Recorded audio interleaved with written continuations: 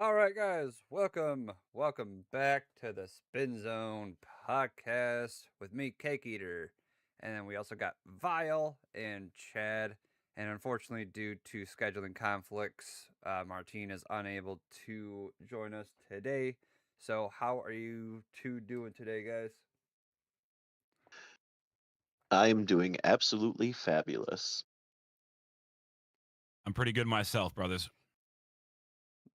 Yeah. So how was your guys' Bay weekend? Unfortunately for me, I had to work all weekend, so I was unable to do some Beyblades. But I do have this next coming Saturday off, so I will be doing some Beyblading then as well. But we will get to more of that later on in the episode.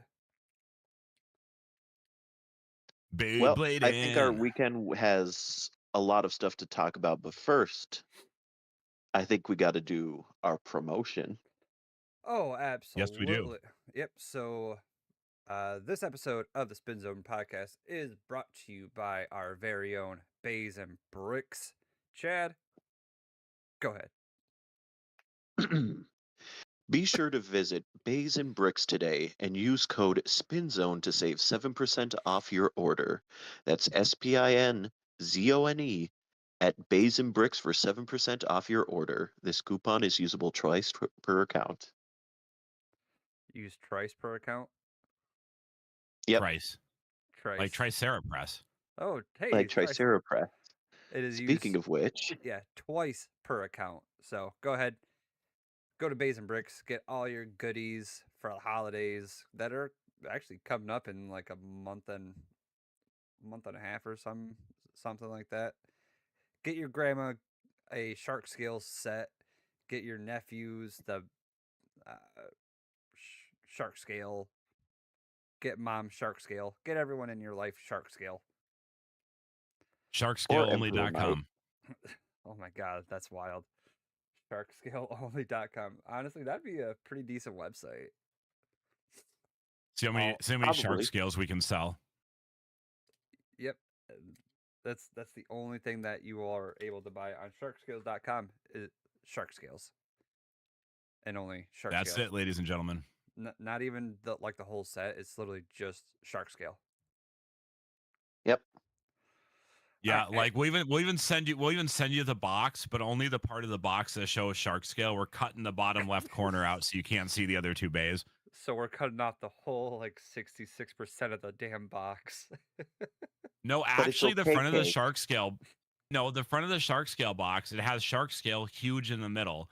Does And on it? the Yeah. left side, Am I? shark scales on top. And then the other two are in the very bottom left corner. So you could just cut off like maybe 10% of the box and you'd only be able to see shark scale.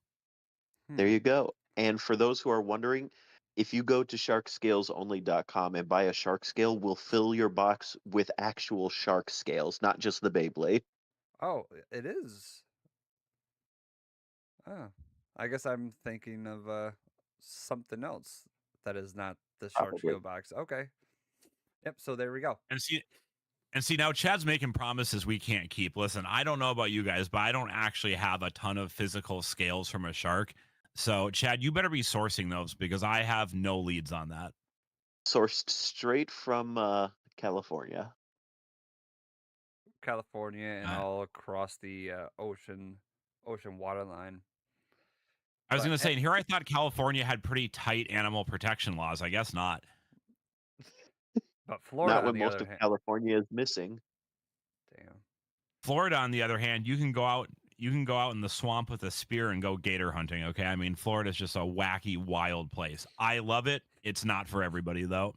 Yeah, not for me. That's That's for fair. yeah, definitely not for me. But anyway, so there was an event that happened yesterday.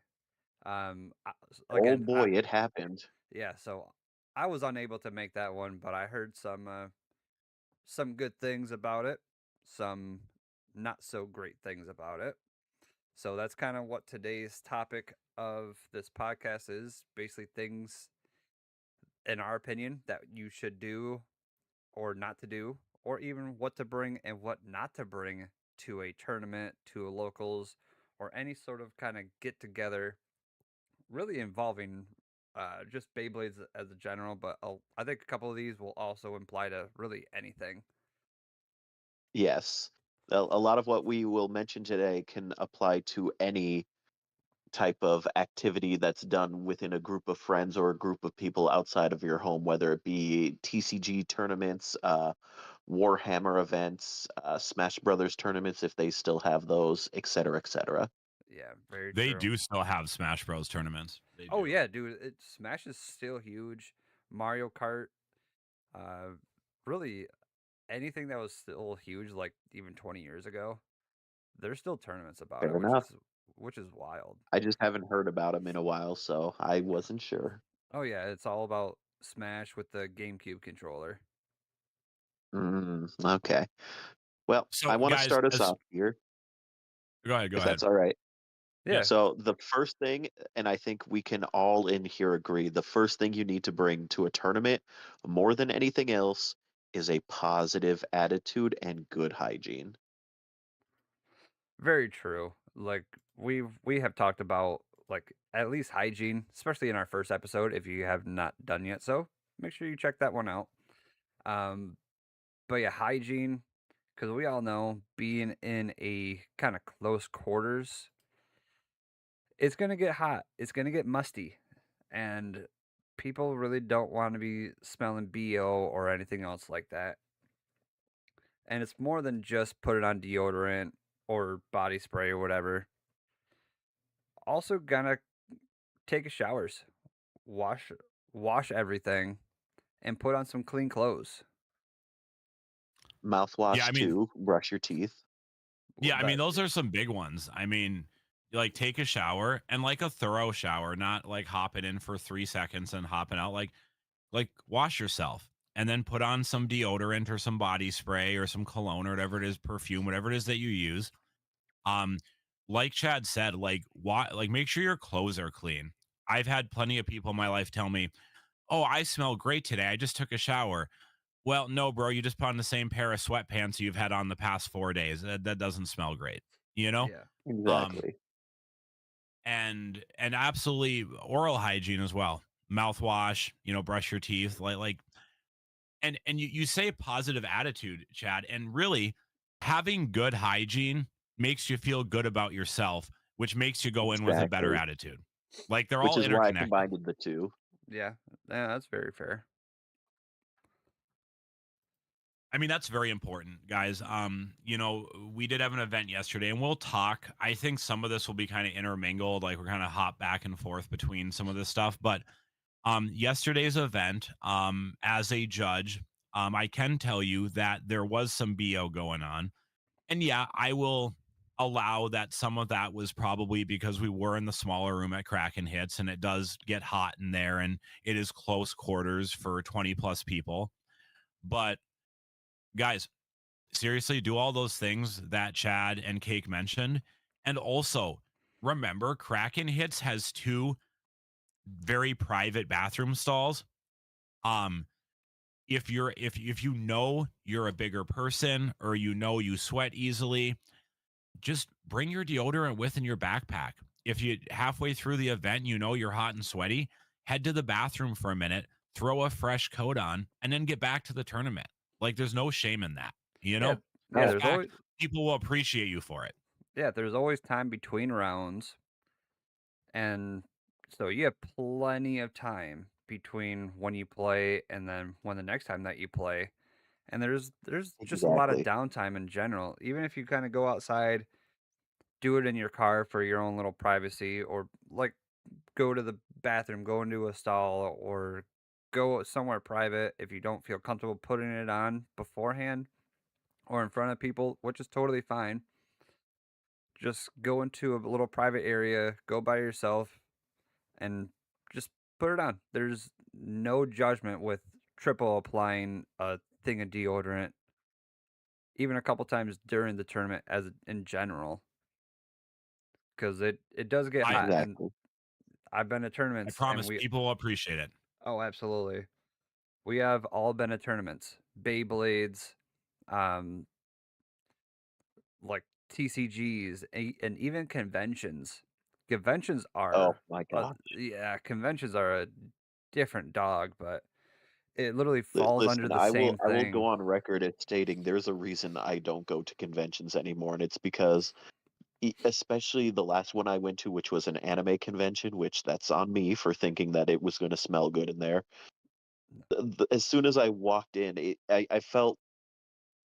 I think the best way to describe it is it smelled like what it must have smelled like on the planet Dagobah, if you know your Star Wars stuff, Oh, like Jesus. musty swamp air. Yeah.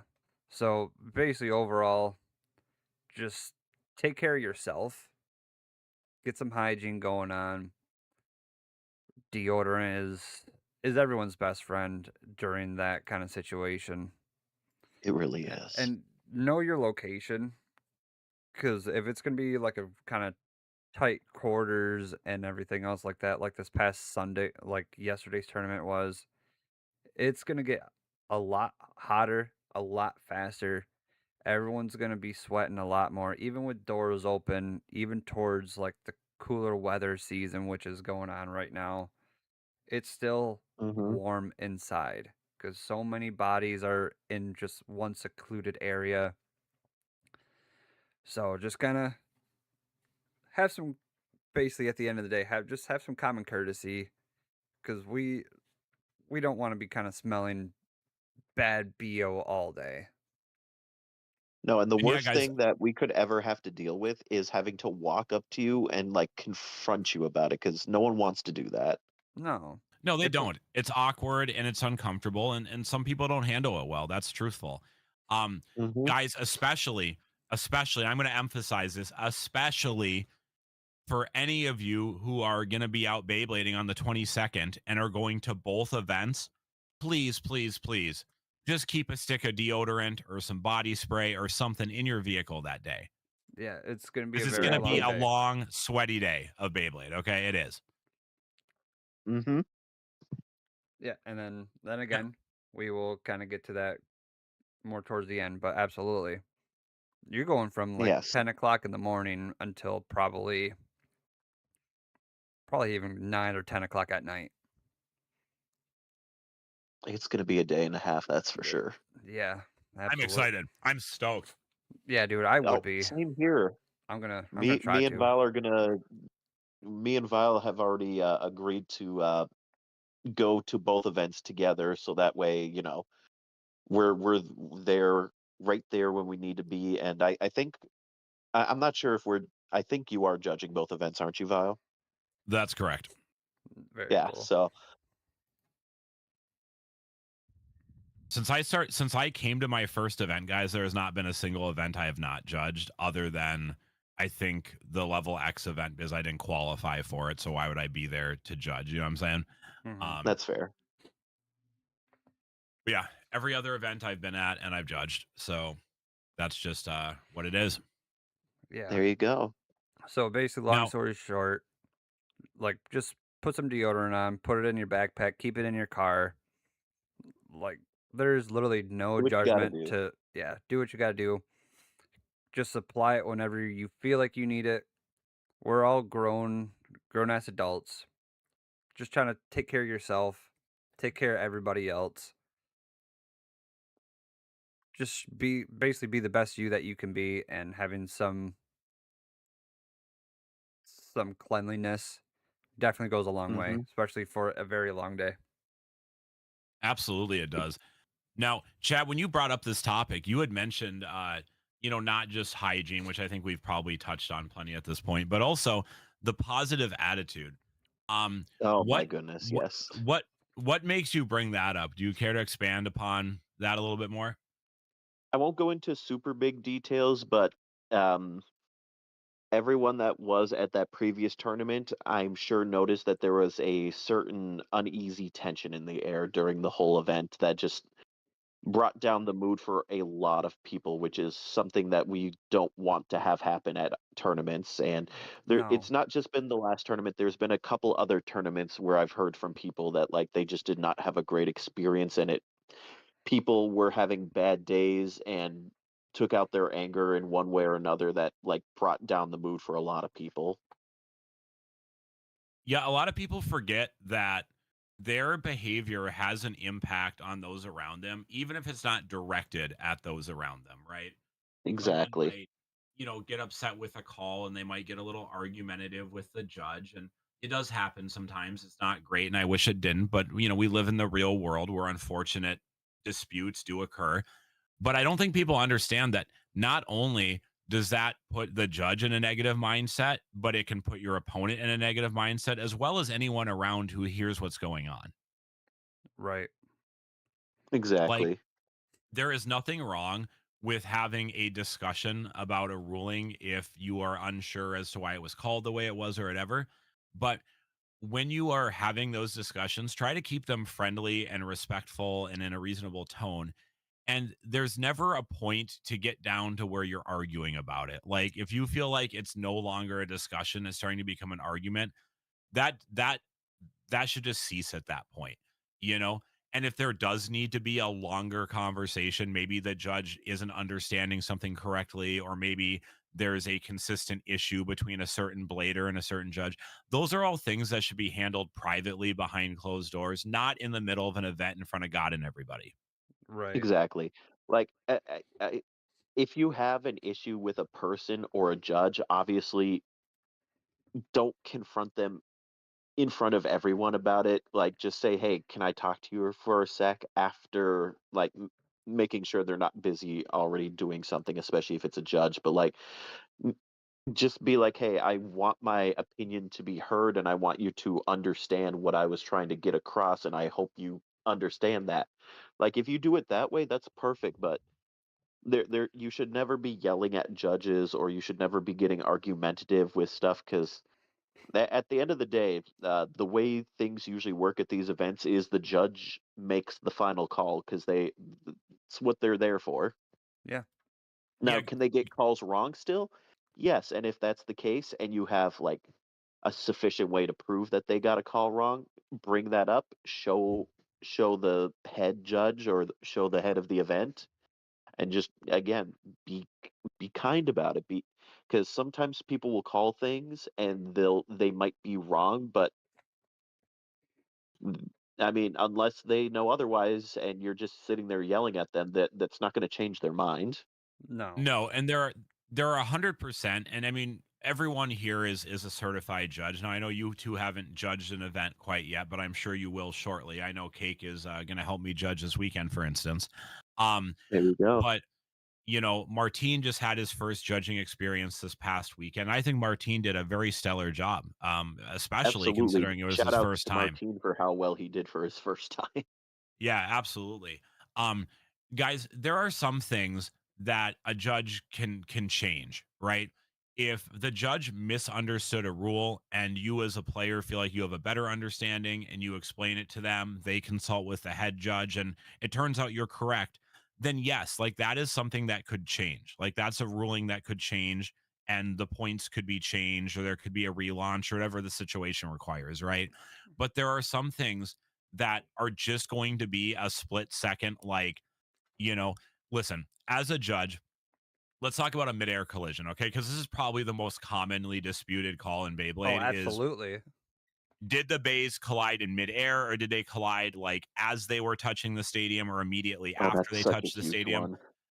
Um, and at the end of the day, as a judge, if I miss that and a blader says something and then the other blader agrees with them and then someone in the spectators agree, if everyone's kind of like, yeah, I think I have no problem, like, okay, let's just relaunch it. But guys, if only one blader brings it up, the other blader doesn't confirm that and no one else around even like says like that's what like, bro, I got to just go with what I saw.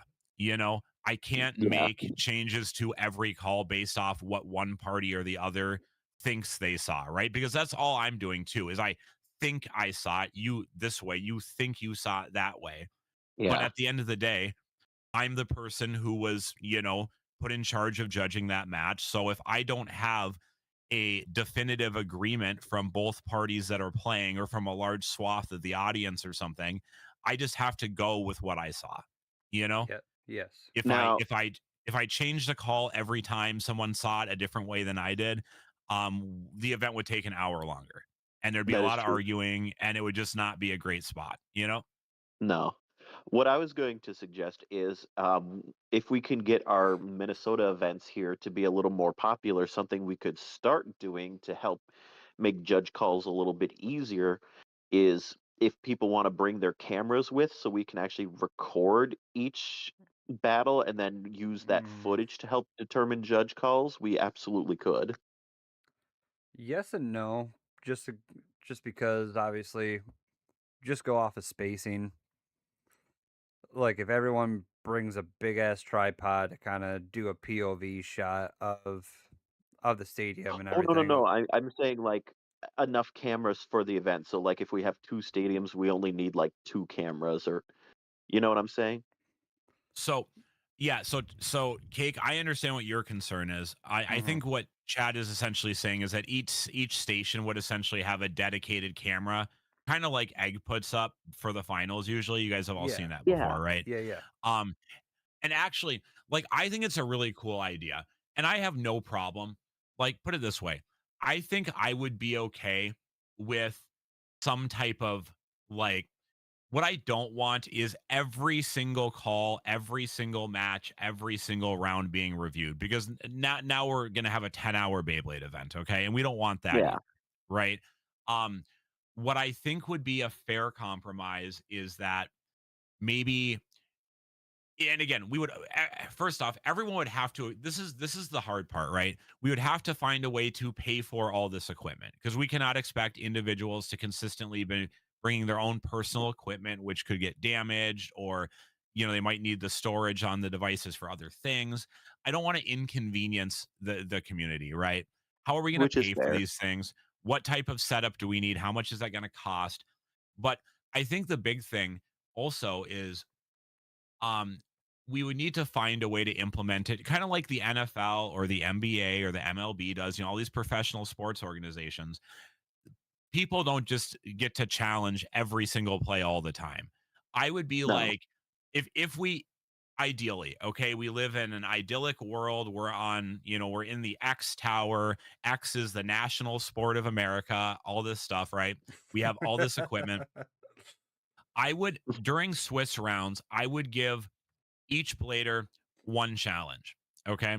And if they win Yeah. that challenge, they could get a second one. That's how the NFL kind of used to do it. It's a little bit different, but it's kind of the similar idea. No, I During love that top system actually. during top 8, I would allow more review of the footage because now we are talking about, you know, the prizing and top cut, and I think at that point you do want to be a little more correct, and it's okay if it does take a little longer, especially since honestly, guys, once we hit top cut, a fair swath of the bladers have already headed out. We're not Yeah. inconveniencing tons of people that this has nothing to do with. We're slowing things down for the ones who are still in competition who do want us to get it as right as we can. Right. Exactly. That's what my thought process was with all of this is just trying to streamline stuff to make judge calls easier, but also putting in a system where people can't just abuse it. Honestly, that's I know some people don't like it because I definitely saw some reactions yesterday to certain things. I don't think it was crazy, but I did notice it a few times. Um I personally as a judge love that Sam has implement the full ranked rule set. And what I mean by that is specifically full points for own KOs. And I know it's not the most popular thing with some bladers. It can make matches end very, very quickly. Um, and some bladers don't like that. I also understand some other bladers have the point of view of get better at launching, and that won't Yeah. happen. You know, um, however, for me personally, why I like it as a rule is because it takes away another judgment call that I have to make, right? It's much Yeah. easier as a judge for me to say, oh, yeah, shark scale went into the pocket. That's 2 points versus, well, I'm not sure if they touched or not. And a lot of people will say, oh, well, can't you hear the noise? It's the same thing I've heard people say, well, can't you hear the noise when they touch an air? Bro, yesterday I was judging the station where my back was and my ears, therefore, were right next to all the tables where people were free playing, I can't always hear very clearly what's going on in my stadium. Yeah. You Mhm. know, That's the other like thing too is it's one thing to have like one table that you have to listen for, but there's two. Yesterday, as an example, we had two stations going at the same time, as well as like five people like free playing in the background. It's hard to hear whose clicks are coming from where. what yeah, and especially on like, we're talking about like an own finish, like if it's just like a glancing blow, like if that's what or like someone's like, "Oh, I think they just barely touched." Bro, you can't hear that in a room full of people free playing, another station right next to you, Sam calling out what the next match is, will bays in your stadium are going around. It's just not that simple. Judged should understand that, you know? And that's what I think a lot of the problems come from, guys, is have judged. And I'm not saying they need like every player needs to go take their WBO cert and all this crazy stuff. But what I am saying is that, maybe if players even at free play, whether it's like Wednesday night free play or we do a free play on a Sunday somewhere, or even free play during an event, if you have ever been frustrated with a judge, you felt like failed to make the correct call, sit there, and spend some time, and not just one or two matches, but a good amount of time throughout the course of a day judging other people's matches and see if you're getting everything perfect because it's Oh not yeah, always that that's how simple. we practice. I remember, Chad, I tell you, hey, Chad, you want to get better at judging so you can pass your test, start judging a few matches right now during a free play, Like, Exactly. And it'll also bust up a lot of your nerves too if you kinda just keep practicing and practicing it under, like, a Exactly, because less that's the first stressful. thing that'll happen when you're the judge is suddenly the burden lies on you, and that can be nerve-wracking for people, especially if they've never done it before. Right. And it is. I also have not judged an official match, but yeah, still having, like, the pressure of being, like, the official last ruling of, "Hey, did this happen? Did this happen?" Yeah, it's stressful, but Oh, yeah. yeah, you just gotta do a lot of free play judging. Then once that kind of feels more comfortable to you, then maybe look into doing like tournament style, and then who knows, go from there. Exactly. One thing I will give Sam a lot of credit for with the adding of the tournament rules for this one is you probably noticed it too, Vile. Matches went by so much more fluidly than normal with the self KO ruling in place.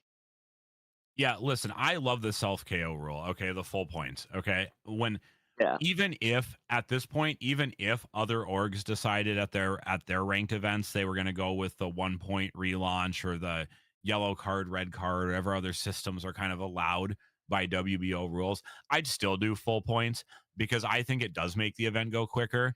I also think it makes things easier on my judge team, because there's less judgment calls they have to make. But also at the end of the exactly. day, I think it forces players to actually learn to control their launches. It's not just like, oh, I'm just going to launch it wherever and rip as hard as I want or do this super wild, like angled launch. And if I get it wrong, it's no big deal because I just get a yellow card. Like, if you want to do some crazy launches and stuff, like more power to you, but like learn to do them correctly. And then you Mhm. can do them at events like that. But if you're just screwing around or you don't know what you're doing, or listen, you got to be accountable. That's the bottom line. Exactly. Like, like it I comes mean, down to I have just a be great accountable example for your from the launches. tournament. Because fun fact for when I was playing at the last tournament, I self KO'd at one point, but I still managed to claw my way back to victory from it. I It's mean, possible. You can do it. I mean, Even though I self KO'd pretty nastily, like I'm pretty sure I gave my opponent 3 points because I mislaunched pretty heavy. I still came back and 5-3'd 'em.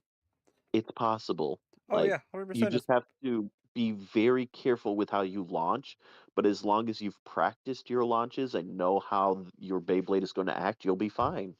Yeah, like that even happened in at this past Worlds. Oh Someone's yes, yeah, someone at least once I didn't watch the whole like 15 hours or whatever the hell it is from the 2-day event. But yeah, I remember one match specifically and he self-extreme himself, but then he actually turned around and ended up winning the whole match. there you go. Yeah, so it's possible. Just kind of It definitely can happen. yeah. Yeah, So basically kind of bring it back to it. Just have a more positivity because we have at least over here in Minnesota, we have had incidents where people have an issue, start yelling, start throwing start things. getting angry, get frustrated, Yeah, etc., etc. start throwing things and other stuff like that. We don't want that in this Yeah, community. This community is fantastic overall. Way better than exactly, a lot of the other communities that I have personally been a part of. And I am loving this game. I am loving the community as a whole. I don't really have any bad things to say about this. So if you guys try to do anything, try to try to have a better positivity with anything. exactly. The last thing I'll say about the whole positivity thing is I hate to say this, but it has to be said. For those who get like so wrapped up in like how well they do in Beyblade that like they throw stuff when they get upset, please remember this is a children's game and we're just here having fun. It's not that serious. You're not going to win a Ferrari or a lifetime supply of money from like Elon Musk if you do good. At best, you're getting like a 50, $60 Beyblade. It's not Yeah. that serious. Like we're And not and saying that's go ahead, no, Ryan. sorry, go ahead. No, no, No, you I've been talking a lot. You go. okay. Yeah, we're not saying like you can't get mad, can't get frustrated or anything, but just kind of learn to control yourself. Like, yeah, Exactly. you can express yourself, be like, "Damn, I should have got that if I did that," which is totally fine. That's corrective error. But the second that you kind of really start throwing like a temper tantrum and start throwing things and start hitting things and other shit like that, that's kind of where the line should be drawn.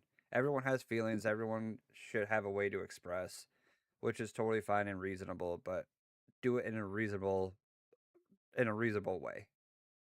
Exactly. Yeah, that's the bottom line, guys, is like everyone is going to have feelings about things and people are entitled to their opinions and someone's going to see something a different way from their perspective, versus like where the judge is standing versus where their opponent's standing. All that stuff happens. You know what I'm Yep. saying? Um I mean, Jesus, someone could just even blink for a split quarter of a second and miss something that someone else sees. Life happens, right? No one's going to be perfect. Just for me personally, okay, so everyone knows that since the first event I've come to, I've judged literally every single event except for an invite only event that I was not invited to, right?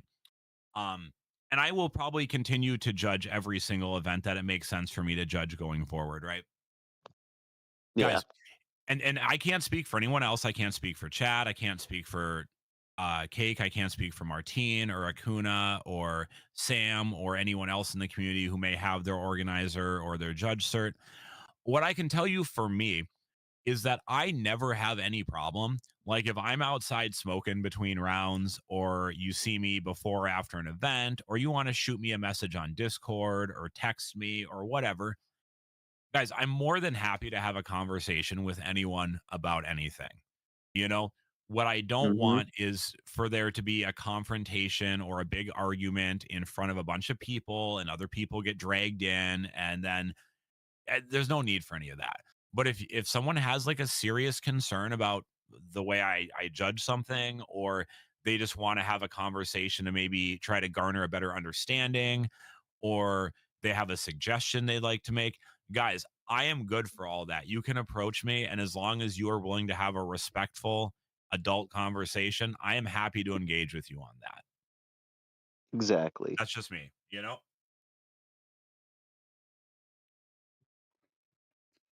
Yeah, and All I've right. I've seen that with like a lot of our other judges and a lot of other people in this community. Like we're all open and welcome to whatever. So if you have any Well, issues, talk to the TO, talk to one of the judges because they might have more insight about the community or anything.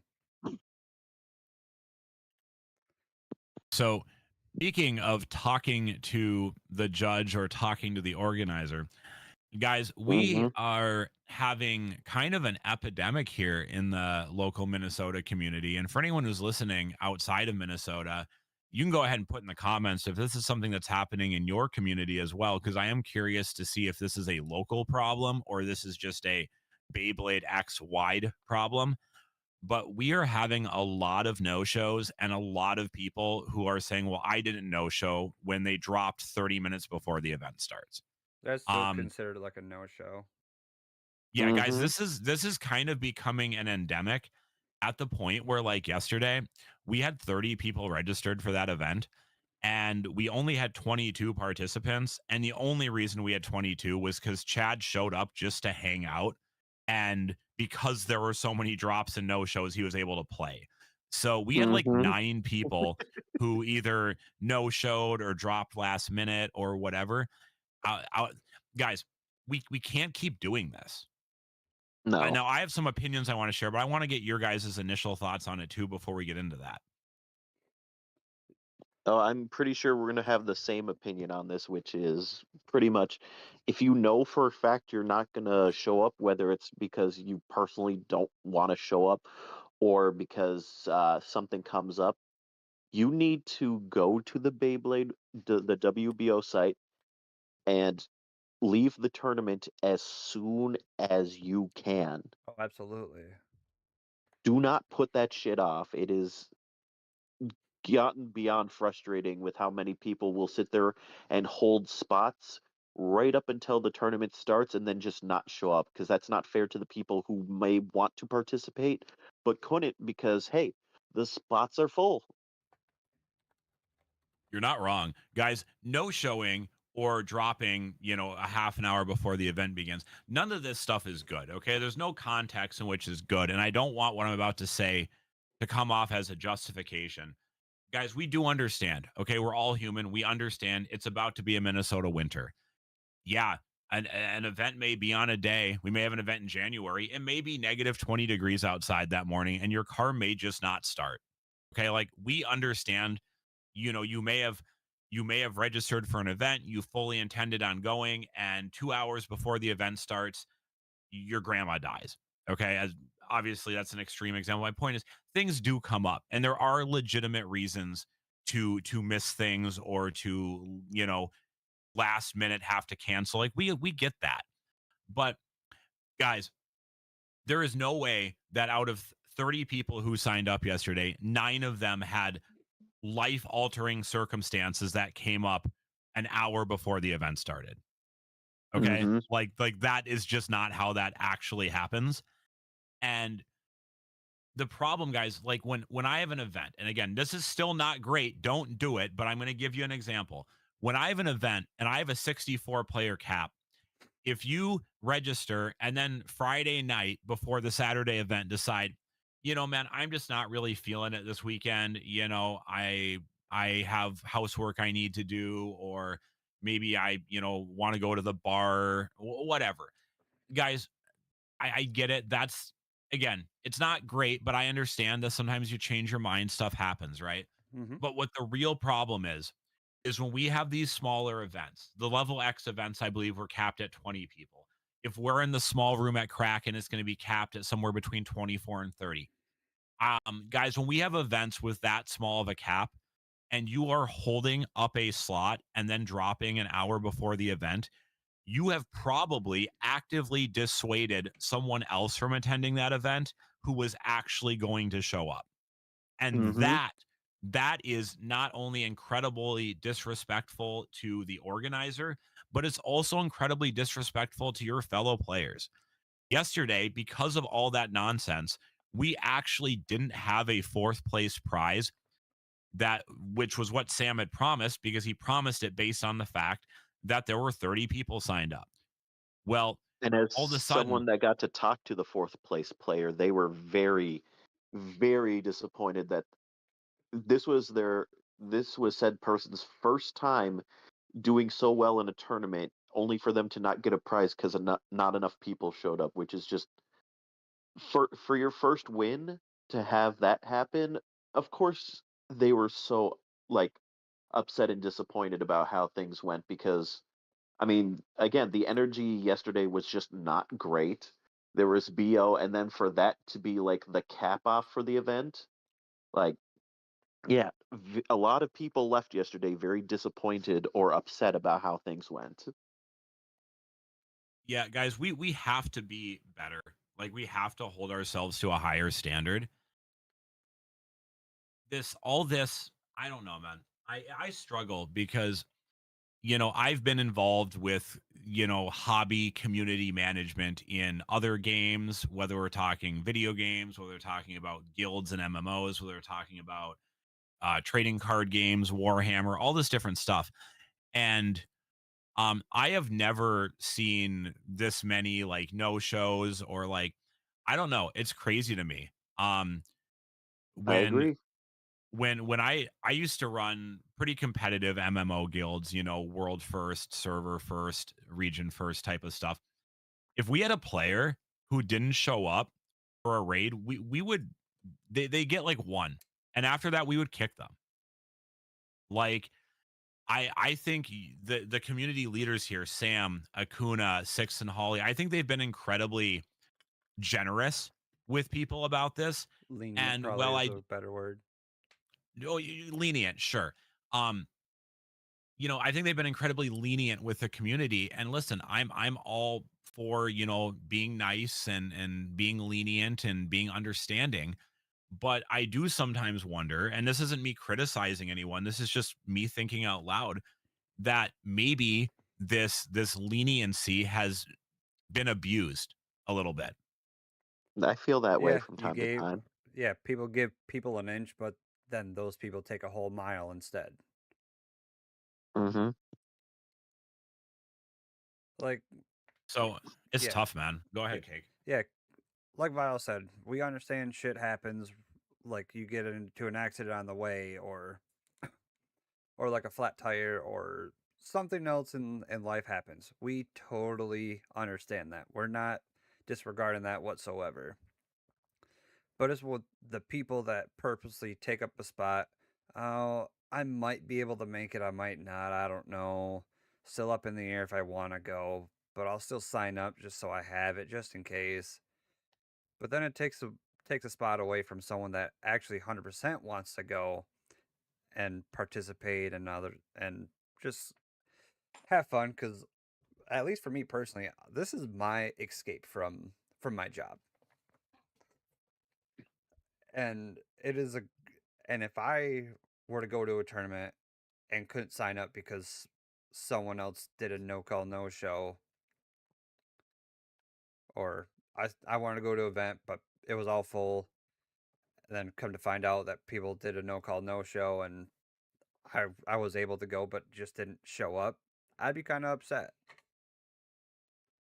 Exactly. Yeah. I I mean, mean, at the very least, all we're asking from you guys is if you're not going to no show, not only let us know in advance, but at least let us know. You don't have to go into super detail, but let us know why you're not able to come. Like, if your car is stuck in or your car isn't starting, just let us know that, hey, I won't make it to the tournament because I'm having car issues. Like, you don't have to go into depth as to how like your goldfish passed away the night before because your cat ate it or whatever the issue might be. Just Damn, that's give wild. us some form of a heads up. yeah, I mean, listen, I am always willing to be more understanding and forgiving and lenient with people when they are willing to at least give me a minor amount of insight as to what's going on. If I just keep Exactly. if I just keep hearing, silence from people, or they're like, "Oh yeah, I just didn't really feel like it," or, something came up. If I keep hearing that from somebody, guys, like I'm gonna say this. First off, I am different than Sam and Akuna, and I think some people are starting to maybe notice that about me. If Hmm. I have what happened to Sam yesterday happen to me, there's going to be some changes as to how I do things. And there's already some organizers who are already looking into, and in this area, guys, not in California, not New York City, not in Texas, right here in Minnesota, who are looking into requiring prepayment Oh, Mhm. because this is becoming a problem. yeah. So if you guys are in a different state, let us know down in the comments because I read all the comments and I It does. interact with Yeah, all the I can comments. attest. Everyone. Yep. Yeah. So whatever your community does, let me know down in the comments. I want to read about them and I want to uh, let my personal community know. But yeah, if you need to let someone know, that's fine. There's like tell someone up in the Discord because there's Discords probably for any community. I know up in the Midwest we got a big Discord. Just let somebody know. Exactly. You know, something that's it's kind of on the same beat as this, but it's a little bit it's related. I don't think a lot of people understand how prizing works in this game. Okay. Mm. Guys, this is not, I know a lot of you out there who are going to hear this have experience with Magic the Gathering, Yu-Gi-Oh, Pokemon, whatever, right? Mhm. This is a lot different, guys. You got to understand when you go to a Magic the Gathering tournament, the store can adjust pricing on the fly because they have hundreds and thousands of packs and singles and store credit and all these different things they can adjust in the moment to make sure that the pricing is adequate for what's going on. We We here, don't have and that luxury. no store, no venue in this state, and really only one store in the entire Midwest I can think of, which is that Izzy's Gym out in South Dakota. Shout out to them; they're doing a great job. Um, that could change pricing on a whim like that. Now I have some ability to do it. You guys know, everyone in the community knows I vend, right? So I do have a wide variety of products in stock. So I do have some wiggle room to change around my pricing. Guys, Akuna and Sam, they do not have tons and tons of Beyblade product just sitting around. They cannot necessarily adjust on the fly all the time. To the point where, like I said, Sam had to remove the fourth place prize. If he had been a store, he could have just adjusted all the pricing a little bit, and fourth place still would have gotten something. Mhm. Um, so when Sam looks and sees 30 people and has been at 30 people for 2 weeks, he goes out and gets pricing based on the assumption that 30 people are going to be there. So when 8 of those people don't show up, that's now a significant chunk out of his pricing budget, and he has to figure out what the hell he's going to do about it. And unfortunately, yesterday, it left somebody who had signed up for and registered for the event with the understanding that if they took fourth place, they were going to get a prize. That person didn't get a prize, and that sucked for them. You know, Mhm. um, because the other option is then the only other way to do it is then Sam comes out of pocket and he's losing money. Guys, I understand that we have some generous people in our community. I know that Holly and Six ran a lot of events where the pricing was totally out of their pockets. And I appreciate and respect them for loving the community so much that they were willing to do that. Not all organizers are in a financial situation where they can do that. They aren't. Exactly. Yeah, absolutely. So, guys, it's when you do stuff like this, you put players in a bad spot. You have players who thought they were going to get prizes not getting prizes. You have players who wanted to come to the event not come because they don't think there's a spot for them, even though there were definitely 8 spots for them yesterday. And you Mhm. make the TO's life very difficult. If this keeps happening, I could see an organizer being like, "Listen, guys, I'm just not going to run stuff anymore because this is getting a little bit out of hand," and I don't want to see that. Exactly. Yeah, no one wants to see that. So just be an adult, if you're not sure and it's an event like mine. Guys, I don't really mind my events. I have 64 player caps. We're not going to hit 64 players in Minnesota anytime in the near future. So We I'm can not only hope and bothered. dream. I'm not bothered if you sign up and you drop or whatever if you have to. It's not that big of a deal to me because I can change the pricing around and it's not, no one is not going to show up because they don't think there's a spot for them. But if you're going to one of Sam's events in the smaller room, if you're going to a Kuna's event and he has a 32 player cap, let's say, guys, if you're not sure you're going to make it, don't sign up until you know. Leave that spot for Exactly. someone who knows that they can make it. Like, be respectful. Exactly.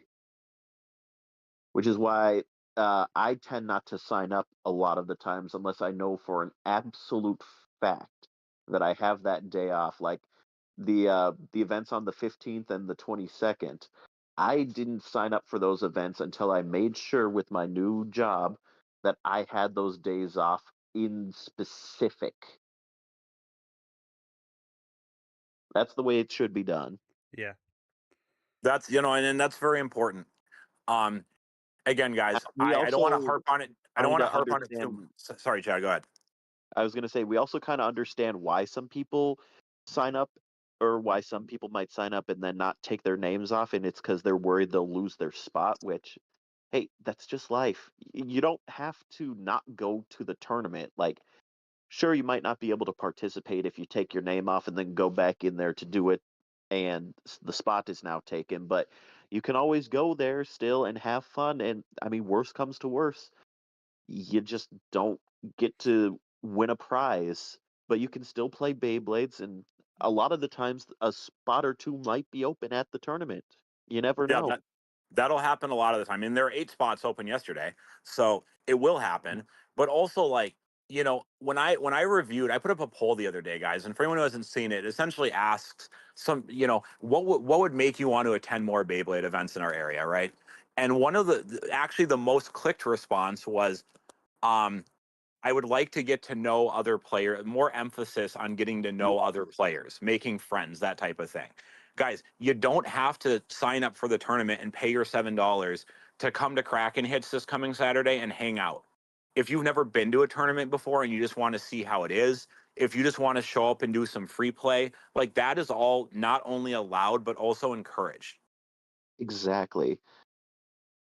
In fact, the person who ended up winning the tournament yesterday was very on the fence about Beyblade in general, but me and a close friend of mine reached out to them because they're part of a very marginalized community, and we told them, "Hey, we love and appreciate the fact that you come to these Beyblade tournaments, and if you need rides to them, we're more than happy to do that for you." And again, they got fourth place in the most recent one. They've been super stoked to be able to come to these tournaments because of the fact that we've been reaching out to them. And all of us here are more than happy to reach out to you and be like, hey, if you show up to your first one and you need some friends, we'll talk to you, we'll hang out with you, we'll play Beyblades with you. That's how the community works. Oh yeah. You just gotta say something. You just gotta be there and say, hey, I'm new. Do you guys have some combos I can try? And we'll be like, sure, we'll give you some stuff to test it against. Absolutely. Come have fun. That's the whole point of Beyblade. Yeah. Well, and Chad, that's great to mention because that's in stark contrast to Cake over here, who Cake is so judgy. He won't hang out with anyone who uses Wizard Rod. He hates Wizard Rod. Ah, So he hates everyone. that.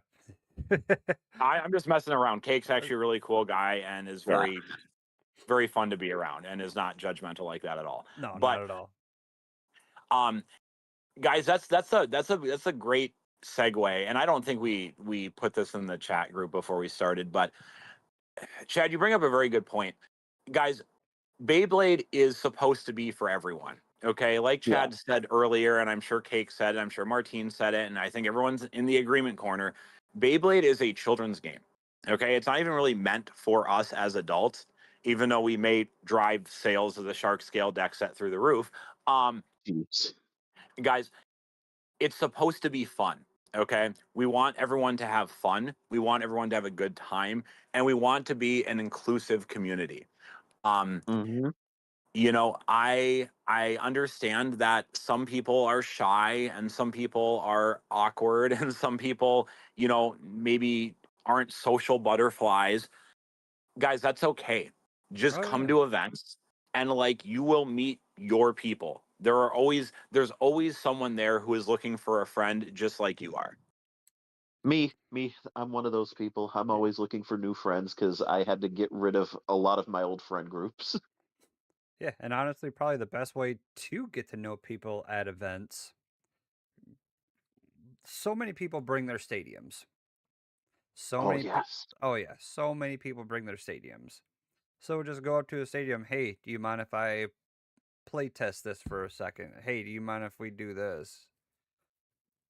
About I mean, 99% another of the, great example of the inclusivity of everything is the fact that at that last free play, I had everyone that showed up come test their favorite combos against the infamous Triceratops disc ball, which ended up actually The five that was point the Beyblade Triceratops. that won me that tournament, or that won me a battle in the tournament where I mislaunched into the extreme zone.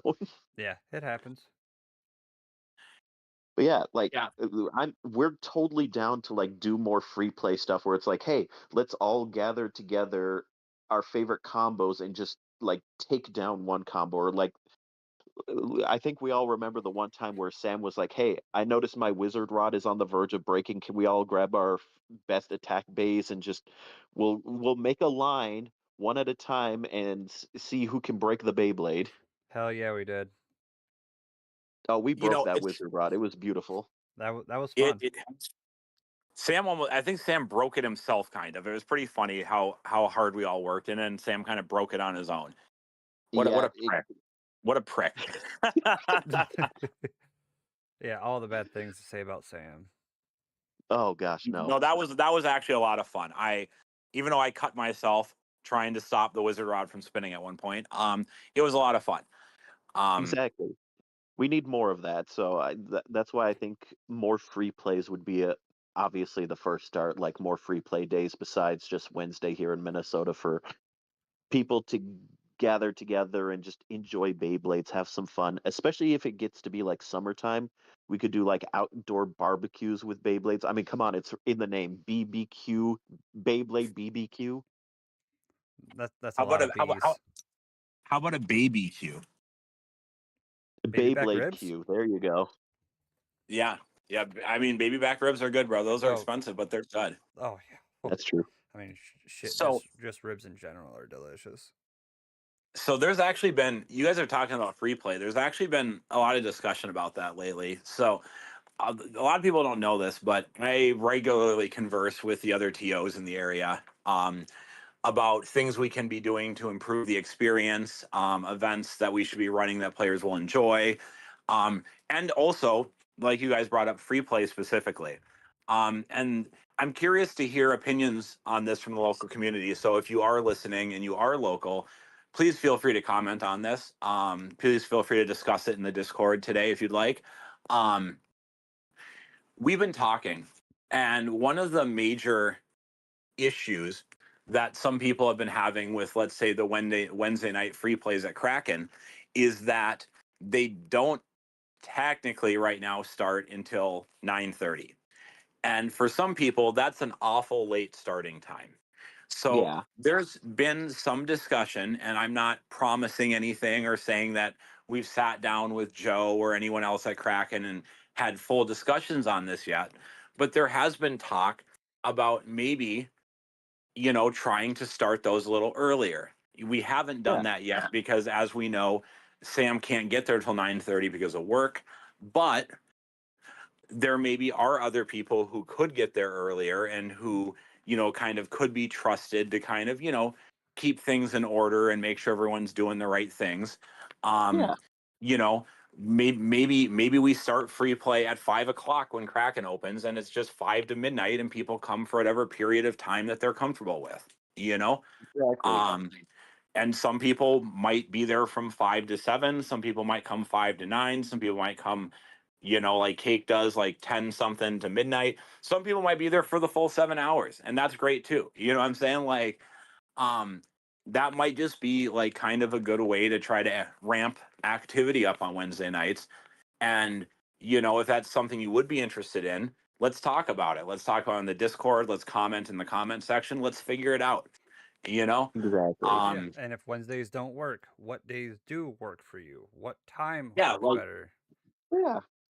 Like, yes, there Well, that's are the other other thing days in too, the is week. I'd love to have more free play days in general besides just Wednesday. Like, obviously our stuff tends to happen on Saturdays when it comes to our tournaments, so why not have a Sunday free play day at certain areas to just like have something for people to do on Sundays, so that way they can at least have one of their weekend days be Beyblade related, but not have to worry about like, tournaments and stuff, you know?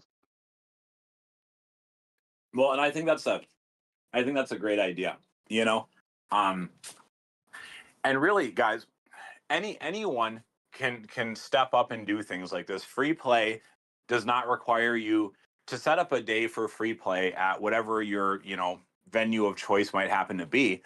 You don't need to be a WBO organizer to do that. You don't need to be a WBO judge to do that. It's not a tournament.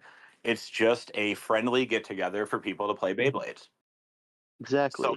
you do not have to have an organizer or a judge cert to lead the charge on that. Like, anyone can decide, I'd love to get some people to play Beyblade together Sunday at noon, or I'd love to get people to play Beyblade together Thursday at 5. Okay, well, let's sit down and figure out a venue and get to it. You know what I'm saying? Like, uh, everyone can help enrich the community. It's not just the WBO orgs or the WBO judges. Anyone can.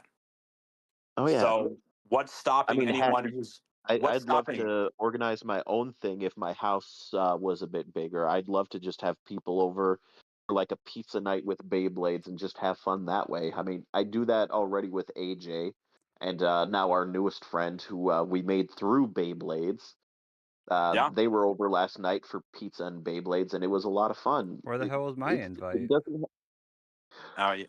Okay, you were at work. Yeah, true You shit. were at work at the time, unfortunately, Cake. Like, otherwise, I would have happily invited you and Vile Hey, fair enough. and Martine. But yeah, and You we're know, also not saying like it only has to be at a game store or a comic store or Oh, whatever. that's exactly what I'm saying. You could, if you trust people, you can have them in your house. But if you don't trust people in your house, go to a park. Like, go somewhere local that like you're allowed to just have fun at, and just play Beyblades there. I mean, when we first started the whole metal fight thing, a lot of our stuff was held at community centers or just outdoors inside of pagodas. I mean, I'll give you guys an example, okay? And I don't know if this would be relevant for everybody because I guess it would depend on the discretion of your local venues. But, um, you know, I run a lot of Pokemon Go events at our local mall, okay? Mm-hmm. And our mall up here in St. Cloud has a ginormous food court with way more tables than are ever fully occupied. There is literally zero reason I couldn't bring my Beyblades and my stadium to the mall and play Beyblades there. Yeah, there's I was gonna say, I think the only thing that would stop you is maybe if like things get too loud, they might Oh, have to I'm send good. someone over to quiet you down. But I'm good with security, bro. That wouldn't happen. oh yeah, well, there you go. that's See, really only truly downfall of Beyblade is they're just so damn loud. which is fair. We'll never be able to play Beyblades in like libraries, for example. Beyblade X is the bane of libraries. That's super funny you say that because Acuna hosted events at a library for like a full year. And still Well, does. He has yes, one he in still does, December. but he not only has it in good terms with the library is huge enough to have like rooms where you can do Beyblades and stuff like that. Not all libraries are that huge, and if it's like the Maple Grove Library, for example, good luck being able to get Beyblades in there because it's just open space and not a lot of rooms, for example. I don't know. I found some smaller libraries that have event rooms, and by I've found, I mean Acuna found them for me. Um, Now, there you go. so I mean, there are like Anoka has a library that has rooms that you can rent out and stuff. There's a lot of options, guys. Like just find something out, and you know, I guess the question I would ask anyone from Minnesota or anyone anywhere really listening to this right now is what is stopping you from being more active and leading the charge on something in your community, like another free play day, for instance? What is stopping you from doing that? And the answer is really Exactly. nothing. True. So I mean, the only That's- thing that's stopping me is the fact that I only get 2 days off from work. Otherwise, I'd be So does a lot if of people. I'd love to make Beyblades my full-time job if I can be like 100% honest. That'd be fun. Isn't that the Green Brother? Like, Yeah, that'd be a lot of fun. Exactly. Uh, But to get back onto the original topic of things that you should and shouldn't bring, I think something definitely should be talked about, at least a little bit of things that you shouldn't bring, and that's to put it as nicely as possible, people who aren't, participating. I wouldn't say participating per se, but maybe limit the amount of younger people that you bring that aren't like mature enough to understand what's going on. No, oh boy. I just put that under the category of people that are not participating. I Like, suppose that's fair. yeah, because if you're there, and especially in like a smaller room, and there's a lot of shit going on, uh, don't be taking up like standing right in the center, taking up a lot of space and everything. Mm, Just kind of Yeah, getting in the way of all the people that are actually participating. there was a minor issue with that at the event yesterday. I don't know. yeah. I don't ever want to tell people like don't bring people with you because like some people feel more comfortable when they have a family member or friend with them. Maybe that person could become interested in Beyblades. Like I don't want to like close the faucet on those potential opportunities, so to speak. But I do understand what you guys are getting at. Like, if you're gonna bring, 3 people your grandma's age with you, like probably don't sit them in the middle of the aisle that the players need to walk through to get to the matches. Like there's that's kind of like more of a common courtesy thing than anything else, you know? Yeah. Well, the thing I was going to reference to was the fact that at the last event there was an issue with a younger individual, um, kind of like not understanding how Beyblade works, and even though he was participating in the tournament, I think you had mentioned like he kind of just up and walked away when he wasn't doing good. Yeah, and those issues are tough because like um you never want to alienate people, from the community, and those are the types of issues that like you need to discuss privately, right? Hmm. Like Yeah. there's no one size fits all for how Beyblade operates, right? I've seen, you know, a 9-year-old, I think, that plays just fine. Okay, like there's no problems. Okay. Yeah. And then I've seen 12-year-olds that I'm like, you aren't quite here for this all the way. You know? So I don't know. It's really tough because I always, like I said earlier, I want to be inclusive of everybody that I can, but there is a point, Chad, and I think this is what you're kind of getting at, where eh, being inclusive of somebody can make the experience maybe not as good for others, if that makes sense. Exactly. And that's my biggest concern is you can bring people as long as they're like willing to participate, or even at the very least are willing to just like follow the rules that are set in place. But it's another thing when you bring someone with and like they actively just ruin the experience for other players by either like getting in the way of like tournament tables, making things awkward by like, you know, having throwing food around, not closing bathroom doors when they're using the restroom, Oh God, you um, you've having you hit, essentially just called someone out, Chad, because that I mean, like hey, that's hey, very hey, hey, specific. it's there's been a couple of instances of that, but another Wait, a great one is couple like, of ins. Oh damn. Okay, well, apparently I need to catch up. mm, Yeah, no kidding. I only yeah, heard about that but one. also like just people who are like actively throwing hissy fits or like interrupting like the tournament itself, like because we want everyone who's coming to a tournament to be there to enjoy the tournament and have fun making friends, but it's hard to do that when like people are actively like, shouting, screaming, um, getting in the way of like people trying to actually get to their tournament stations, or just being a general nuisance to other players around them. Yeah, I mean that's fair. I mean, I'll agree with that. Um, Chad, one thing I did read on the Discord, and something that you do need to bring to events, and this is very important, I think, is I heard there was somebody who had broken their ripcord yesterday. Yes. Guys, you have to bring extra launchers, ripcords. Like Parts you in general. cannot you cannot assume, and yeah, parts as well. Guys, you cannot assume that bringing only one of everything is going to get you through an event. If you know that you absolutely need to have a working 960 for the entire event, only going with one, especially if maybe it's been in the questionable um zone, um yeah, that's no, you got to have your extra parts, and you especially need to have your extra ripcord and your extra launcher. You cannot go to an event without those. Yeah, because what's gonna happen, like if your ripcord breaks or your winder breaks or Hmm. what, like your bay itself actually breaks. Obviously, if a bay breaks or a bit breaks or whatever, that is not tournament legal. Yeah, No. people are gonna have extra parts, but just bring your own.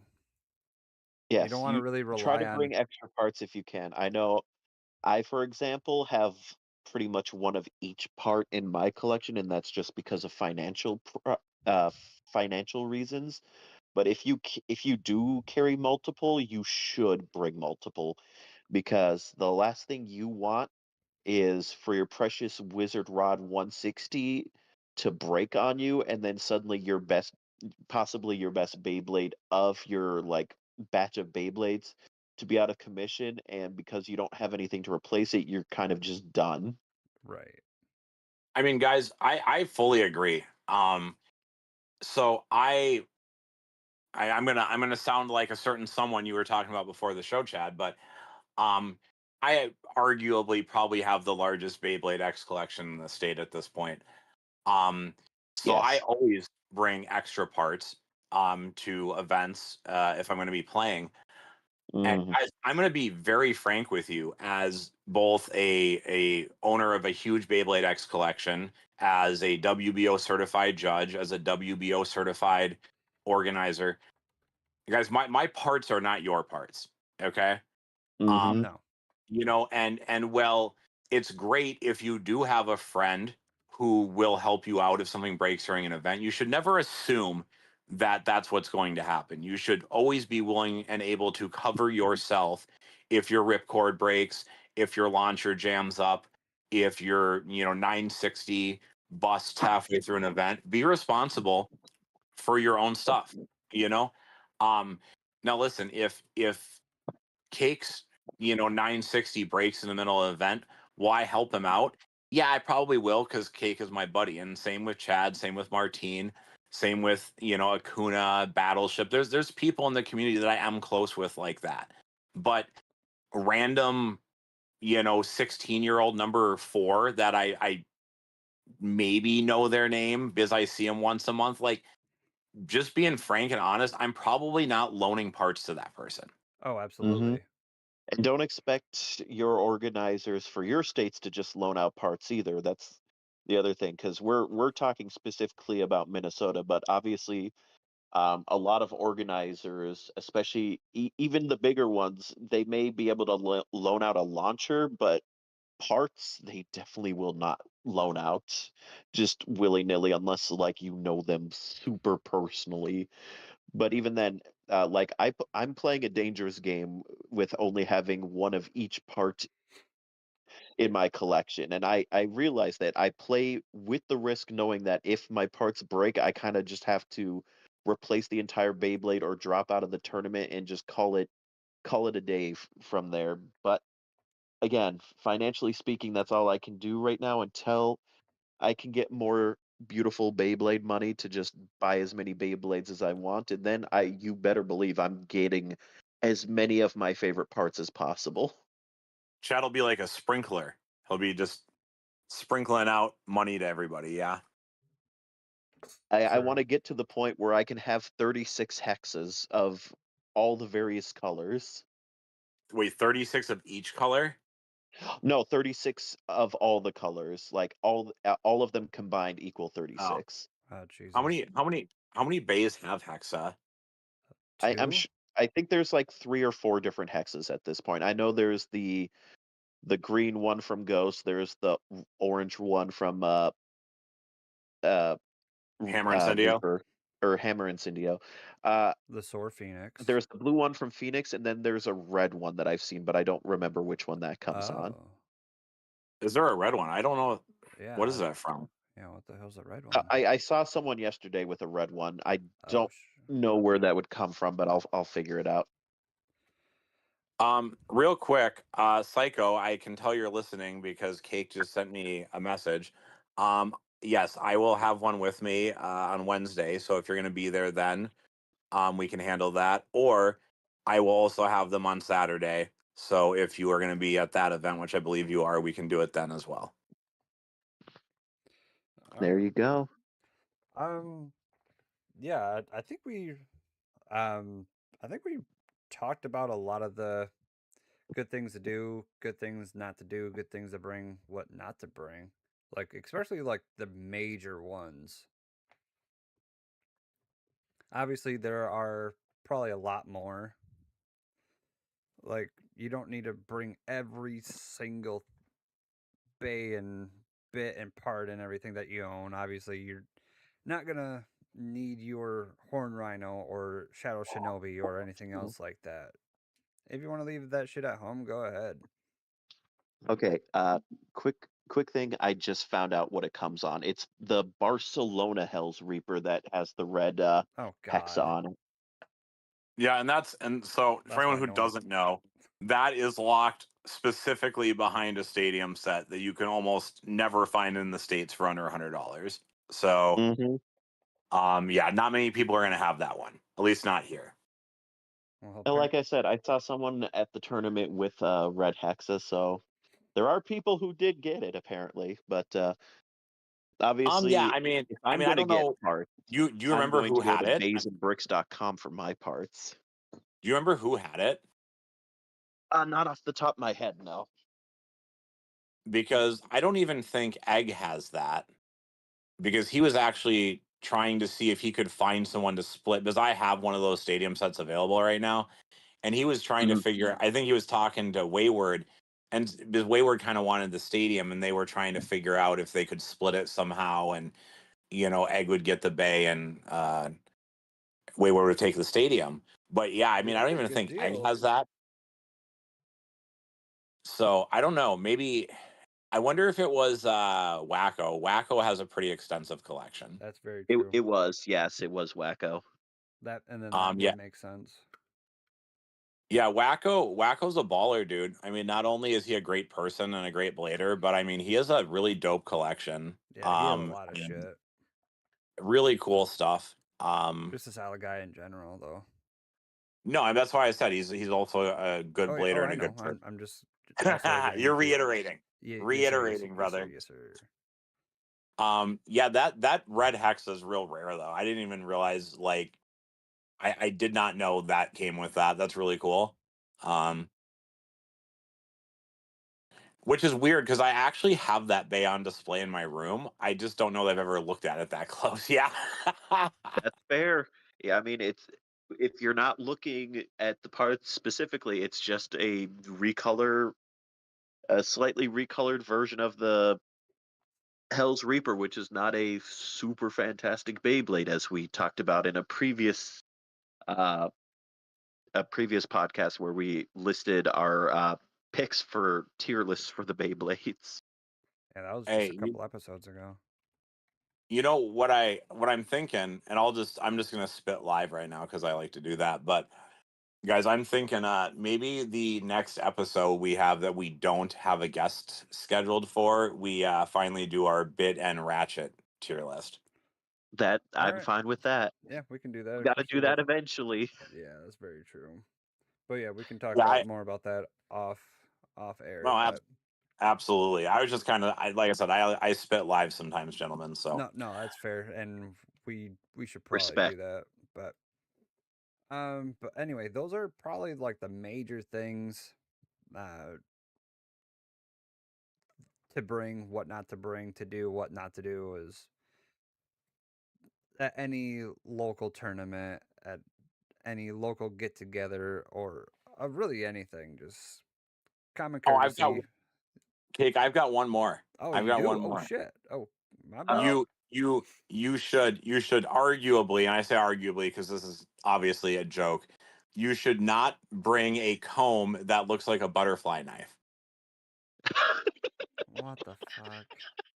So this Jake, was you a will real. not understand that, but that's a reference to Blader that we had at the tournament, who like whipped out a comb to comb his hair, and at first Vile was like scared for that he was about to get shanked or something.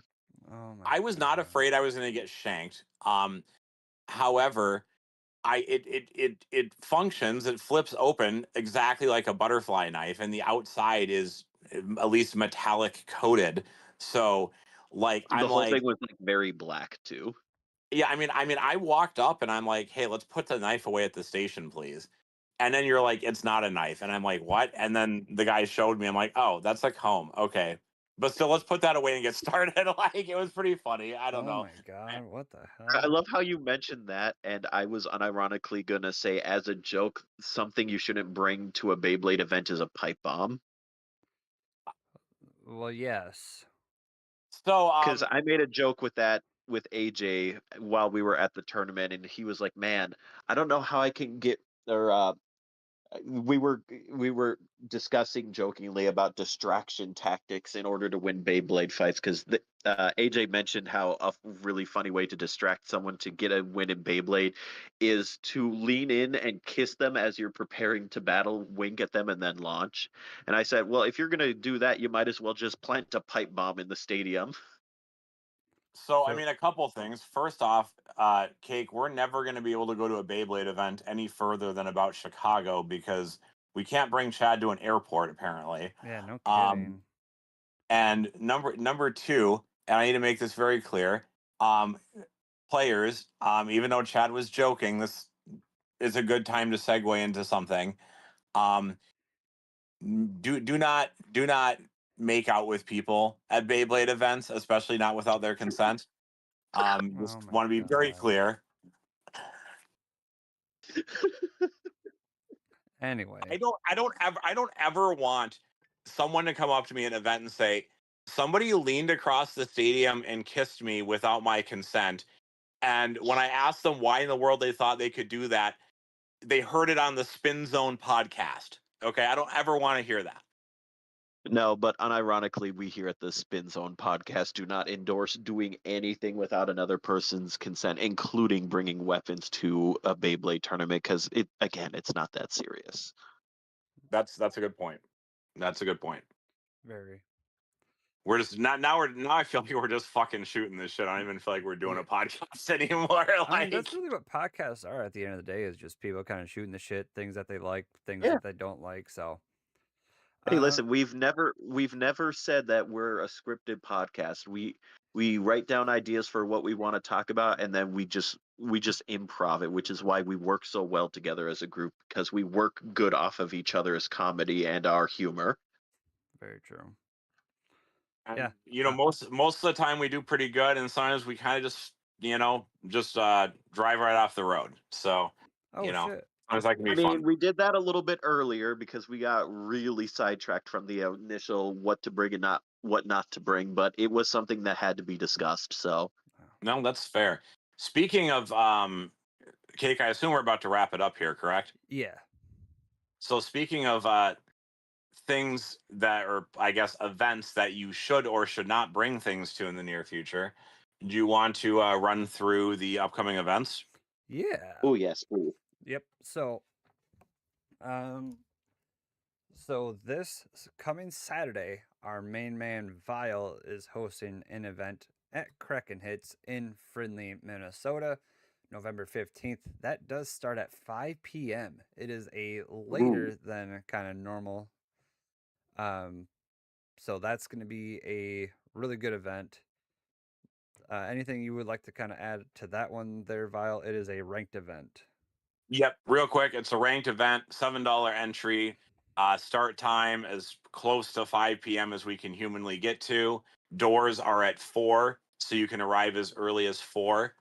I will be vending at that event. I also believe Egg will be vending at that event.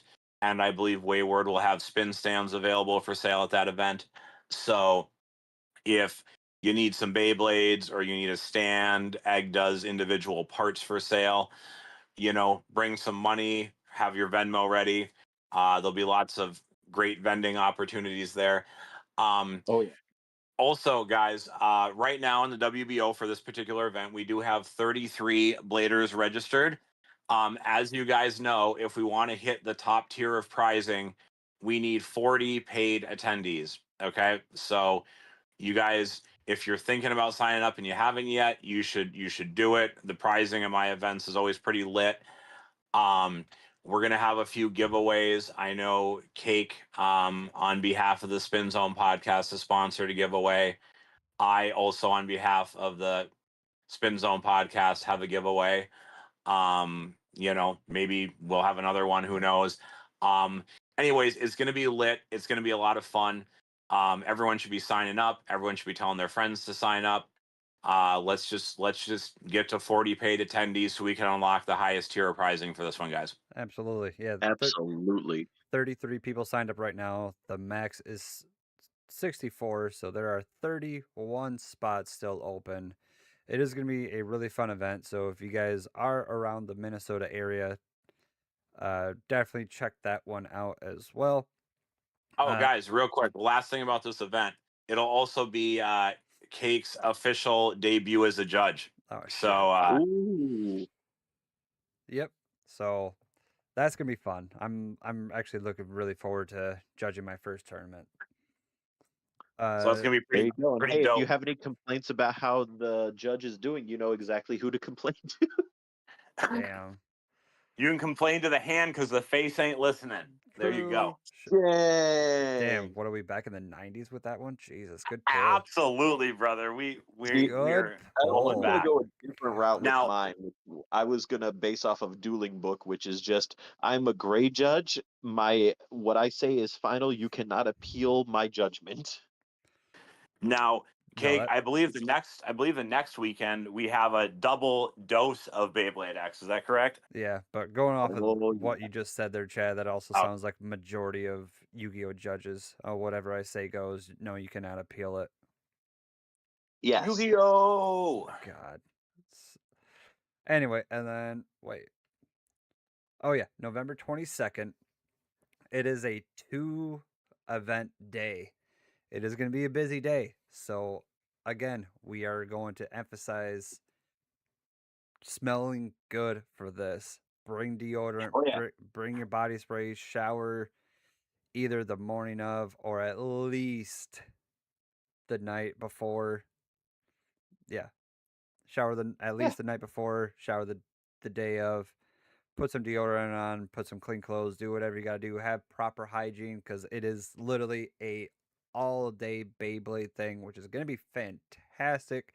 I'm going to try to go to these as well. Aren't you working that weekend, brother? Yeah, we'll talk about Oh, that. Yeah, we'll talk oh, about that. No, I'm going to try to get okay. it off though. I understand. Hey, I understand. Yeah, I'm going to try if to get it nothing off. else, you can be certain the weekend of the 22nd, you will see me and Vile at both events. Come say hi to us. We'll come say hi to you. And I will tell you that your combo is peak unless it's Horn Rhino, in which case I will give you a free Beyblade because you'll definitely need it if you're using Horn Rhino. Oh, Chad, so that's an offer that you might not be able to fulfill because I have a lot of horned rhinos. yeah, And you're gonna sounds have to give me a good. Beyblade for each Okay, one of them. don't abuse it now, Okay. sir. You have I plenty of have good Beyblades. at least 16 I believe horned rhinos in my possession right now. Why? Sir, you also have a Hold bunch of on. drawn busters and a bunch of silver wolves and a bunch of wizard rods. You're fine. I don't know. Anyway, It's back to tough tournaments. out there. So November 22nd at 11 a.m. in St. Paul, Minnesota. This is going to be at Dreamers Vault. This one is not capped yet. It is a 48 people max. There are only 31 people signed up for that one. And then also the same day, right at 5 p.m. Um, they are different TOs and everything, but I know the TOs are going to be in close contact with each other just in case it goes a little bit longer. The one at 5 p.m. will go after that. Kraken hits. It is a ranked event at 5 p.m. It is a 48 people max. There are only 26 people signed up for that. So if you guys can make it to both of them, definitely go. Then there are Kraken hits on November 29th. This is another Vile event. It is a team event. So, Vile, would you kind of like to talk about that one as well? Absolutely, brother. Let's do it. So the 29th, 5 p.m., doors at 4 p.m., same $7 entry per player. That's going to be a team event to address some of the questions, concerns, queries I've had thus far. You do get to pick your own teams. This is not a random thing. So yes, you are going, if you want to get that first place prize for your team, you are going to have to play against Metal Empire in their entirety. Okay? Like, just Oh, don't forget the revived Bay Wheels gang. Bay who's the Wheels! who's the revived Bay Wheels gang? Me, AJ, and the fourth place winner of the last tournament. Bro, I what I hear is you're abandoning Cake and Martine, brother. That's brutal. Listen, I I'm gonna be honest. Yesterday, when we found out that you could make teams, AJ gripped my arm as tightly as possible, looked me dead in my eyes, and said, "You're on our team, right?" Well, here I thought AJ was going to play with Ashley and Robin, but I guess I was wrong. Oh, you know what? That's a fair point. You know what? Uh-oh. I guess I do have to be a part of No, we the don't the. want you anymore. No, too late. I'm already a part of this zone I was gonna podcast. say like Cake and Martine could definitely play with Rico too. Like Rico's on Mm. the team, so that'd be fine as well. There are options. Um, Anyway, but yeah, so guys, you're gonna be able to put together your own teams, and that's gonna be a huge selling point. I know Bladers N and J and WB were really excited about this. Um, I know there's definitely people chatting in different Discord chats and on the server and things about forming, not everyone's on like a permanent team, but trying to, get teams together for this event specifically. It's going to be a lot of fun. Unlike some of the previous team tournaments, guys, we are essentially I'm not sure I'm going to do Swiss or round robin. I think it's going to depend on how many teams we have, but we'll be doing a first to 7 best of 1 during Swiss. And this is going to be a lot different than what people are kind of used to, because I believe at the pizza party team event, which was with the random teams, as you all might recall, what would happen a lot of the time is that I think, Chad, since you were mentioning AJ, I'll use him as an example. I think AJ is the one who brought this up. He wound up sitting there a lot of the time while the first blader on his team beat the entire opposing team. Yes. And it And was the same with my team, although I was the one that was dominating, but my team at least had agreed that I should be the one to go first because they really liked the combo that I was running and they weren't as confident with theirs. But yeah, let's try to let everyone get a chance. that's what we're going to be doing here. Essentially, guys, it's going to work like a standard 3-on-3 event, except instead of you by yourself controlling 3 bays, each player on your team, when you come up for deck inspection, are going to tell the judge which bay is going to represent each player. So if let's say Martine and Cake and Chad were on a team, Chad might be Wizard Rod, Cake might be Saber Samurai, and Martine might be Phoenix Wing. Let's just throw out some bays, it doesn't really matter. And then you will order your deck in whatever way you want, and players will come up in that order. So when Phoenix Wing comes up first, Martine goes first. He plays against whatever blader on the other team. Then the next one is Samurai Saber. So then Cake comes up. Then the next one's Wizard Rod. So Chad comes. This is essentially to make sure that everyone is getting to play every single round. We're not having people just sitting there for 3 rounds straight with, their thumb up their bum. That's not a whole lot So of fun. I like the that. question then I have to ask then, because this might be asked, is are you saying the Beyblades themselves will be randomized and then whoever is No, attached to that Beyblade no, goes? no, Or no. They're not randomized. You still get to order them however you want. But you got to figure if you're playing as a team to best of 7, each blader is gonna get to come up at least once, even if you have 3 extreme finishes in a row, because it's best of 7, right? Like, uh,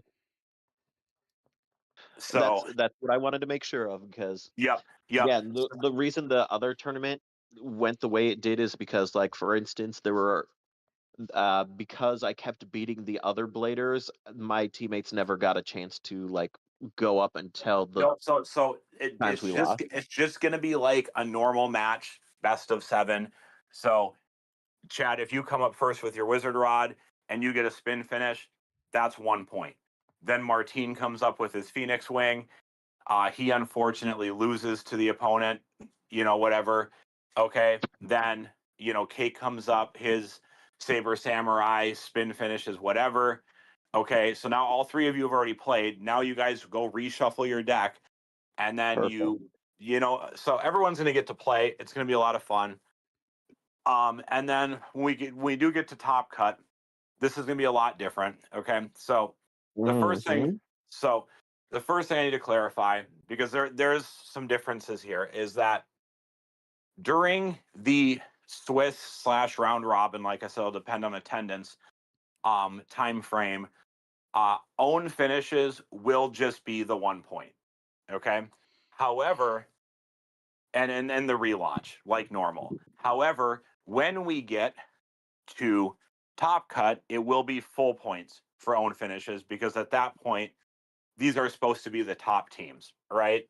They should be able to play the game at the highest level, correct? Yes. Yeah. Um, the other difference is, rather than first to 7 best of 1, it's going to be first to 7 best of 3. So you're Ooh, really going to have to prove it in battle. Like, there's not going to be I like, oh, like we just that. got a couple lucky extreme finishes, we win. You're going to have to prove it. The other thing, because Ooh. this is a team event, and obviously there's going to be, how do you say, less teams, than there would be individuals if it was an individual tournament, because 3 individuals make up a team. We are only cutting to top 4. Which that's fair. Also, and this is very important, prizing will be for the top 2 teams. And before anyone gets Ooh. upset with me, I'm not charging any more entry fee than I do on a normal event, and I'm providing prizing for 6 total players instead of 4. So Yeah, And I that had to makes cut it sense. off somewhere. You know what I'm saying? yeah. No, that's perfect. And this is also the last important thing. Obviously, the first place team is going to get better prizing than the second place team. That's how that works. However, all the prizing in the first place tier, so the 3 prizes that will go to the first place team, will be relative in value to one another. Okay. And it'll be the same. All the prizes that go to the second place team will be relative in value to one another. And the reason this is important is, I know some teams will be, people who have been friends for years, like, and they all play, like Blader Ends team. I think they've all known each other for years. They're probably not going to get, if they win, they're probably not going to get an argument about who gets which prize. But what I want to prevent is, if a few random people get together in a team, there being a major argument when one of the first place prizes is worth $20 more than the other 2. You know what I'm saying? That's not good. Yeah. So everything's going to be kind of similar price wise to each other in each tier of prizing. to prevent any potential arguments or problems. Oh, that's good though. So I have kind of thought this through a little bit. You know what I'm saying? Sounds like it. So guys, that'll be a really fun event. I am sorry for, I know a few people have expressed to me they can't make it because they're out of town for Thanksgiving weekend with family. I'm sorry about that, guys. December is real busy for me. So the only time I knew for sure right now I'd be able to run something like this is that weekend. So apologies to anyone who can't make it, but I hope to see as many of you as is possible at this event. It's probably, in my opinion, gonna be the most fun event of the year. I think team events, that's what the show has always been about. You know what I'm saying? Like if you watch the anime, it's about friends getting together on a team and working together to reach the top of the X. So you guys will have the closest opportunity to what happens in the anime, because obviously we don't have a giant X tower in real life. That's what you'll be Yeah. able to do on the 29th. So it'll be pretty cool. Yeah. Very cool. Yeah, so November 22nd is going to be actually the rest of November is just full packed of every weekend for Beyblades. 15th, the 22nd, and the 29th are all packed full of fun stuff to do. And then we also have, it's not on the WBO website just yet. You're talking about Akuna's event in December. Correct. So it is a 2025 championship. I don't know much more about that, but that is the 13th of December. That does start at 9 o'clock. And if I'm not mistaken, it is at the Minneapolis Central Library, downtown Minneapolis. Once we kind of get more details on that, we will definitely keep you guys posted. So the one thing I'm going to say about that, guys, because I do know some details, that is going to be another invite-only event. So just keep in mind, if you're listening to this and you're like, I really want to go to the state championship, unless you have earned an invite, you cannot. Okay, and that's what I thought. Now you can go. Now you can maybe go and spectate. I'm not sure what room Akuna has it and how much space it's going to have, but as far as I know, it is invite only. Some people have already firmly earned invites, and the other invites will be distributed at the end of November based on the player rankings at that juncture. Okay, fair enough. So I guess for anyone who is listening and who feels like they're close or might be on the threshold of being able to earn an invite, you have 3 ranked events before the end of the month. This one on the 15th and then the 2 on the 22nd to try to get your rank up and qualify. So that's important to mention. Yeah. Yep, so there are still plenty of times for you guys to get your ranks up, get your names out there, have a good time. Yeah. Yeah. Other than that, I think we are all set to call it a day, gentlemen. Yeah, I'm good, brother. Yeah, There you go. Yep, absolutely. All right. So that was another episode of the Spin Zone podcast. We do love and appreciate all you guys for checking us out on all of the platforms that you guys do check us out on. Yeah, next week is going to be another good episode, so kind of stay tuned for that one as well. Man, we are almost 2 hours in. That's wild. That just happens when you guys got good minds that kind of think alike, got the same ideas and everything, and just got things to talk about. It's almost a 2-hour episode, which is wild. Oh yeah. Yeah. All right, guys. Wait So till we do our 10-hour special. oh god, yeah. So when Worlds happens again. Exactly. Oh Jesus Christ. Oh, that'd be fun.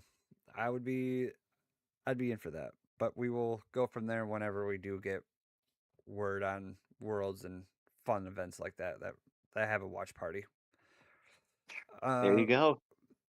All right, guys. So until next time, from the Spin Zone podcast, so long, stay safe out there. Have a great and awesome rest of your day. Take care. Much love, guys. Bye-bye.